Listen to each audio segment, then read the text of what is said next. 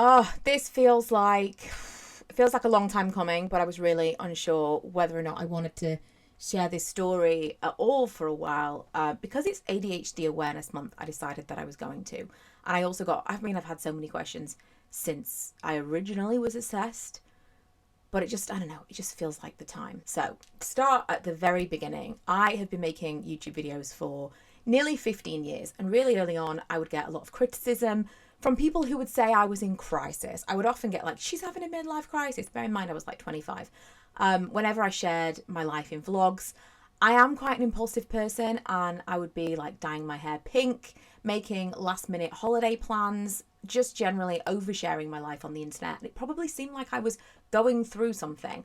Honestly, it got into my head a little bit because I was 24. I was 24 when I started my first channel, so I was pretty young and impressionable. And in hindsight, it wasn't the best time for me to be opening myself up to the opinions of strangers. It's kind of a difficult one to explain. I did have a little bit of therapy a few years ago and was like, why did I do this? One of the things she did tell me, which I'll share with you now, is it's absolutely pointless to try and relitigate things like that. Don't go back and be like, why did? It happened, so now you have to deal with the aftermath. And that really stuck with me. That's by the by. I was very like, why would I do this to myself? However, if you've been bullied basically all through your school life, and then you find yourself, well, you're kind of like a bit of an outcast. That's, whether it be you've been bullied or you feel like you're like on the outside, you find yourself holding the attention of hundreds of people. It can be quite intoxicating, whether that's good or bad attention. It can be quite addictive. So I think that's probably why I continued even when it was not particularly nice. And that was really early on as well. But because I had a lot of that, because I had a lot of criticism really, really early on in my YouTube journey, a lot more than I do now, which is a bizarre thing. Usually it flips, but whatever. When people started to say, I think you've got ADHD, I just thought it was more of the same rhetoric. It was more, there's something wrong with her. And so I just dismissed it. But people kept saying it. And this was years before TikTok and ADHD was really well talked about. This was like, it's got to be more than 10 years ago at this point. And I thought there's just no way I have it, because when you think of ADHD, you think of someone who has a deficit of attention, someone who can't focus on things. And I thought, well, I sometimes can focus on things too much. I'll give you the one example that always comes to mind. I was bridesmaid for my friend and I was going to make her a wedding video. I was like all in. I was very into YouTube stuff at the time and I was like having a lot of fun with editing. I had lots of different cameras and equipment and stuff. And I was like, right, I'm going to make you a wedding video. And I was a bridesmaid already. I gave several people cameras to do things that I couldn't do while I was like actually in the wedding portion. And I got up that morning and my entire reason for being that day was to make that video. And I got home that night and did not go to sleep until I had edited and sent her that video. Literally like woke up in the morning with the bride, went to bed at night at like 3-4 o'clock in the morning. So the following day, because I could not go to sleep until I had finished that. And there was a portion in the day while I was getting little kind of B-roll shots. And my mom said to me, you're just like your dad. And at the time I was like, well, what are you talking about? And she was basically saying, you're someone who can't, once you've started something, you can't stop.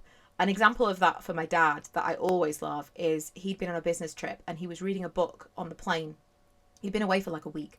He came home and the first thing he did wasn't like, oh, my family, I've missed you so much. He sat down and finished the book that he was reading on the plane. And I couldn't relate to anything more than that. So it wasn't until about 5 years later, 5 years ago, probably a similar amount of time, split the difference, that I read about hyperfocus. I don't know where I saw this because I'd completely dismissed the ADHD thing. Definitely wasn't reading about it. It must have just kind of like popped up somewhere. And I saw this hyperfocus and I was like, oh, hyperfocus, that's totally me. Was reading about it and realized that was a symptom of ADHD. And that was when I allowed myself to kind of open the door and start to maybe look into it. As soon as I did, it was like reading a book about myself. And I know a lot of people feel that way.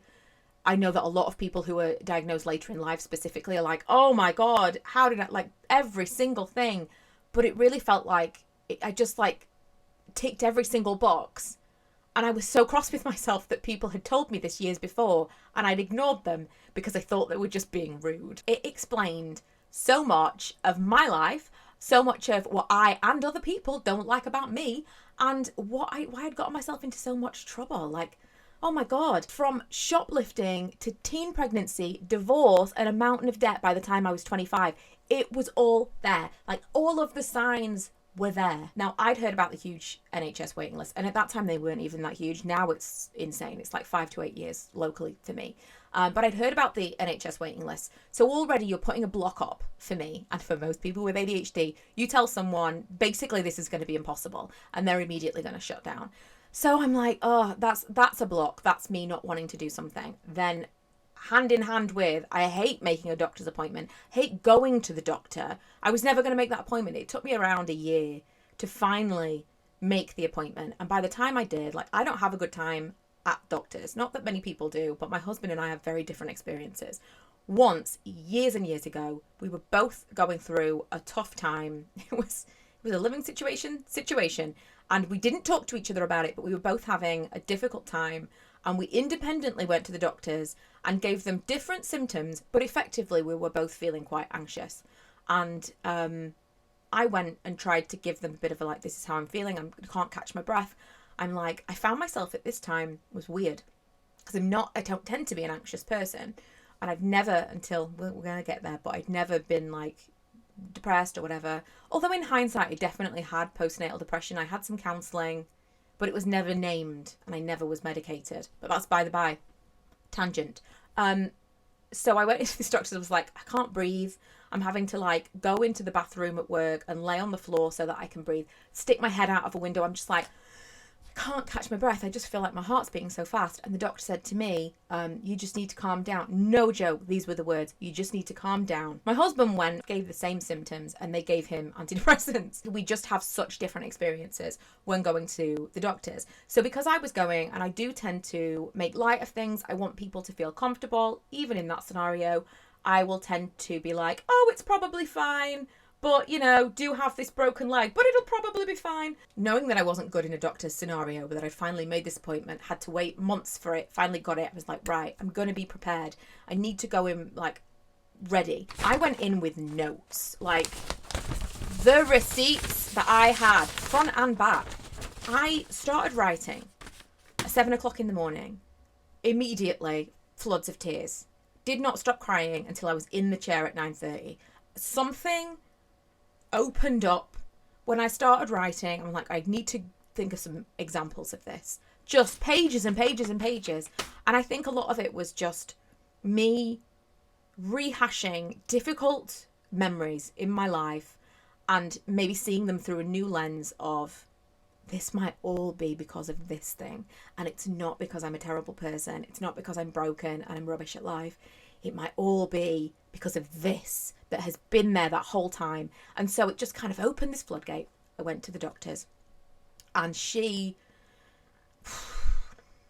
I mean, in hindsight, I feel very differently about it, but I went in and I said, this is what I think it is. I said, I'm prepared to go through this because I'm not going to be able to verbalize it very well. I'm not good in these scenarios. And she said, well, you're clearly very upset. You can't be diagnosed or assessed rather on the NHS because you're too old. That's what she told me. So that was basically like immediately, so let's put that aside because that can't happen. However, you're clearly very upset. I'd like you to fill out these forms to assess you for other things, right? So I filled out the forms, walked back into the appointment with her, and she said, looking at these answers that you've given, you've got moderate anxiety and depression, for which she then medicated me. I had sertraline for a while. I kind of came away from that appointment not feeling too dejected because it was the first time I felt like I'd been heard. I felt like she'd listened to me. She was actually hearing what I was saying. In hindsight, she wasn't listening to me. I walked in crying. She'd already decided. I was a woman of a certain age, walked into her appointment, and she was like, you're getting antidepressants. She didn't listen to me. And she was wrong because I wasn't too old to be assessed on the NHS. But I stuck with it for 6 months. I took the sertraline. That's another story for another time. I decided that I didn't want to take that anymore. And I kind of thought, I've had enough of this. I really need to speak to someone else. I'd spoken to a lot of people about it after that appointment. People who were quite cross and said, no, this is not true. They said you need to go back kind of armed with more information. I filled out all this information, got all this pre-written letter and stuff from Psychiatry UK, and went back and asked to be referred under the right to choose. So if you've never heard of this, it's effectively, I don't even know where the situation is right now, because I think that even right to choose got to the point where they were saying we're not taking any more people, because the awareness of this, especially in women of a certain age, became so huge that the wait lists just were unbearable for everything.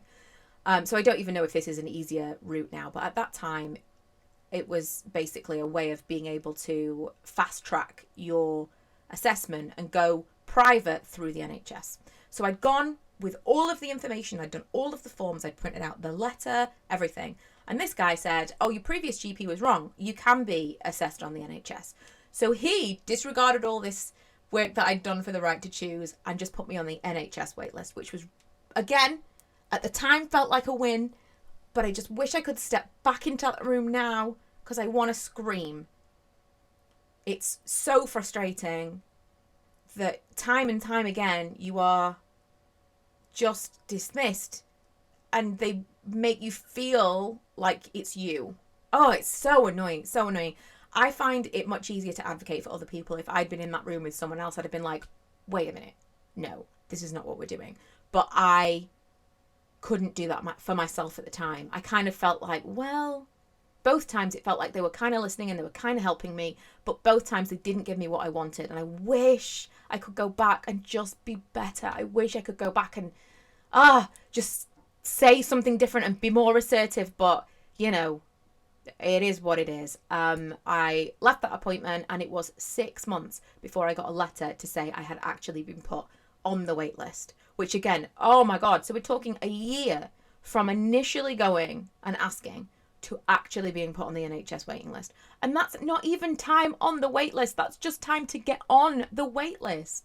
And that was like, I don't know. I felt like it was a win again. So many small little wins, and it's a bit of a, you got to take them where you can get them, but so annoying. So I got the letter and I thought, okay, listen, you've lasted 37 years with this rattling around your head, with this disadvantage, and you've managed so far. Now you're on the list to be assessed. We're on the right path. I could not justify hundreds and potentially thousands of pounds in assessments and medication fees. It was more money than I could justify spending, given that this was not like an immediate problem. It was something I'd already been living with. So I just thought, I'm just going to wait it out 5 to 8 years, which is the local wait. I'm just going to wait it out. At least I'm on the wait list. And about 6 months ago, it just kind of got to the point where I was like, I can't do this anymore. I need an answer. I can't live another 8 years wondering and having to say to people, I might have, not in excuse, but once I had an answer for something that I believed, once I basically was self-diagnosed, I was like, oh my God, all of these things make so much sense. And it made life so much easier to give that a name and to be like, oh, this is why I struggle with this. And sometimes, as I've said with previous things, part of giving something a name, part of recognizing something is being able to communicate that to other people. And I didn't feel comfortable communicating that with other people unless I'd been diagnosed. So I just felt I was I needed to know. If I have not got this, then maybe we need to reconsider antidepressants because something isn't right. And so if it's not that, then I need to go down another path because this is not right. So I needed the answer. I decided that I was just going to go for it. I decided that I wasn't necessarily going to go down the path for medication, again, because it's so expensive. Privately, so expensive. And because I had already lived this long with this, and I just felt like perhaps someone telling me yes or no was the thing I needed. I did speak about this online, and it was met with a real mixed bag. Some people were really supportive, others were very quick to dismiss. Private health in general, especially private mental health, like it's just not a thing, like you're basically paying for diagnosis. And then some people were just dismissing ADHD in general, especially in like older women, which is frustrating. Part of the joy of ADHD is having felt like your entire life, like you're doing everything wrong. You're not able to get your life together in the way that other people seem to be able to, and it can lead to a lot of self-loathing. So I realised that if I were to be diagnosed and share that information, these people, because I was going to be in such a delicate state, these people had the ability to mentally dismantle that for me. And I couldn't allow them to have that power. I just couldn't let them in. I knew how I was feeling at that time. And again, I've spoken about this at length, but I have tended to use YouTube as a bit of a video journal. It's what I'm doing right now. It's helped me process a lot of things over the years.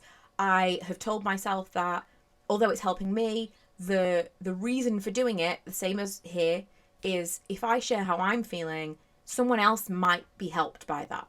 And I feel like even in these little short videos that I've done on this channel, I've had such amazing feedback from people who've said, oh my God, I feel exactly the same way. Because it can feel really self-indulgent to just talk about yourself. I'm talking about things that I feel. I'm not a psychiatrist. I'm not talking about, objective ideas of things and saying, here are some ways that you can help yourself. I'm talking about things that I personally struggle with and things that I have worked through. So it's kind of, it is self-indulgent. It's a way that I work through problems, is to talk to you guys about it. You're a weird crutch for me and have been for nearly 15 years, but I can convince myself that it is helpful for other people. So I have done that for a long time, but I did recognize that in that little state that I was in, I had to keep that to myself. And it is truly the only time in my life I have ever censored myself and not told people things to protect my own mental well-being. And I would like to say I've learned something from it, because absolutely it was necessary, but I don't know if I'd ever be able to do it again because I'm such an oversharer. I did have a lot of people ask after the fact, because I've mentioned that I was going to be assessed and then I just didn't talk about it. And I had a lot of people be like, I can't believe you're not going to update us. I'm like, well, here we are. And I am now, and we'll get to that, but I really feel that it was the right move. And for me, it's strangers on the internet. For you, it might be friends and family.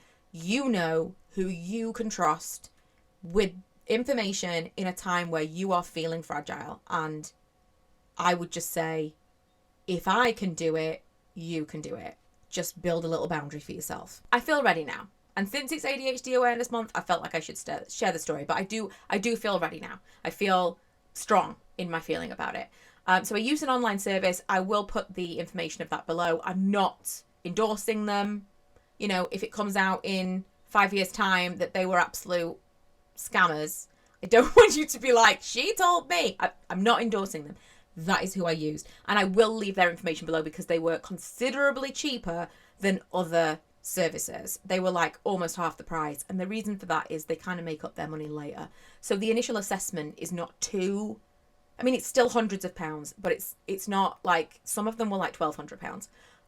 The initial assessment is a lot more affordable than a lot of the other places online, but they rack up their costs if you then go down the route of deciding to be medicated, which, at some point we may get there. But if you are just literally looking for an assessment, like at that point, I just needed an answer. I felt like desperate. I just needed to know one way or another. So I paid my money, I booked my appointment, and then there were forms. There were forms for me to fill in, and there were forms for people that to fill in. I chose to send those forms to my husband and my mom. They didn't tell you who to send them to. They really only needed one, but I thought the more the better. So I sent them to my husband and my mom because I thought they knew me at different times in my life. They'll have different examples. It might be interesting to then go over this with the psychiatrist of like examples when you were a child versus examples of living with me day to day now. I will say, and again, something to bear in mind. It's not that I wouldn't do the same thing again, because I probably would. But when I joined the call initially, when I joined like the assessment, the psychiatrist, the first thing she said, like she referenced the forms and she said, your mum doesn't think you have ADHD, which honestly felt like a dagger to my heart. I don't think that she knew what she was saying. I think she probably thought she was saying something I already knew. And she definitely meant like from how she's answered these questions. But to me, it felt like another example of they don't believe you. And it really hurt. I wish it didn't. But it really, I mean, even now I'm like, oh, I can feel that feeling again. I was sitting here. Oh, I'm not going to cry. I might, but I'm not going to cry. I was sitting here when I had the call, and I can like feel myself in my body again. I have so many stories from my childhood, handed down from me, from my parents and potentially other people, that are direct examples. But it's not uncommon for parents to feel that way. And I think a lot of it is they don't want to feel blamed. And I felt like I'd done a pretty good job of making sure that was clear that that's not what I was doing. But again, I've said this, as parents, we are living for the first time as well. We are going to make mistakes. We're not always going to say and do the right thing. And I do feel like, as the child of a parent, the best thing you can do is just let things go. Something that you don't feel can be resolved to your satisfaction, I think the best thing that you can do is let it go. And I mean, you know what you can kind of be like, I'm just gonna, that is not important. And this is one of those things. So I think that it's a bit like if your child was to go to therapy in years to come and say, this is a problem that I have and I had it when I was a child and you didn't catch it. I think that's how it feels for some parents to hear that their adult child has been diagnosed with something that they've had their whole life. I think it feels to some like blame. It feels to some like you should have done something. And so their initial thought is to just dismiss it and say that's not true. Even if you are not saying that and you are not placing that blame, I think that is how some people hear it. And you can't control that. You cannot control how somebody else feels about that. But I would give you this as an example. If you said to me, I have a headache, and I said, no, you don't, it would not make the pain any less real to you, but it would be completely pointless to argue with me about it because you can't prove it. And I can't prove that you don't. And where would we be? What would be the point? There would be none. And so, for your own well-being, you just let it go. And then you make a decision as to whether or not you think that I'm someone that you want to spend time with as a result of that. But I think for a lot of stuff with parents and with relatives who you want to maintain a relationship with, if you cannot resolve things to a level that you would like to, you just have to let things go. And that was one of those things. It wasn't malicious. It wasn't something that was on purpose or intended to be cruel or hurtful. It was something that happened that I was hurt by, and that hurt is mine to let go of. And so I did. And really, I just wanted to mention that because I know it's a common thing. You can choose to let it go. It doesn't change anything. But I wanted to mention it because I know for a lot of people, when they do get diagnosis for things like this, they do meet with a little bit of pushback from parents and family members and even friends, partners. And it doesn't matter. I know that that's easier said than done, but I wanted to tell you that I also felt that way, and that's how I chose to deal with it. The assessment itself was chronological, and I remembered a lot of things that I'd like boxed up and put away, as I would put it, many, many years ago. It was difficult. I was feeling fragile throughout the appointment, but again, my whole MO is like, make jokes, make people feel comfortable, don't make anyone feel uncomfortable. And so I was, that's an inside feeling. That was an inside feeling. I was just kind of feeling fragile. When she told me at the end of the session that she thought I had combined ADHD, and gave me like a rundown of my symptoms aligned with life and experiences that I'd had, I was very quiet. And she asked if I had any questions. I'm like, no, I couldn't get off the phone quick enough at that point.